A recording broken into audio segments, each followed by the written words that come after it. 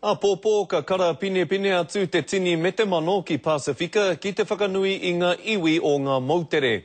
Ia hupera atu a te karere I te rāne kia kite ake ai e pēhea na te rere o ngā mahi. Ngā puna o Wairea.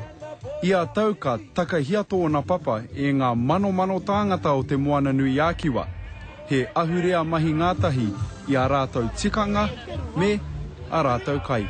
We've got plenty of kai coming in, so hangi, kaimoana, rewana, so all the good stuff is going to be here. Neke atu I te ruarau mano ngā tāngata ka whakarau ka mai ki konei a pōpō. Kua hoki mai a nō hoki te kanohi Māori ki tēnei huihuinga. We lost tangata whenua Māori Aotearoa land for about 2 years. Engari, kua tau te puehui nāianei, ā ko tahi te rerekētanga nui. This year the council has mooted, or the Pacifica Committee, and they have asked us to actually fly the Tino Rangatiratanga flag. He āhuatanga e tino rata ana ngā kai whakahaere Māori.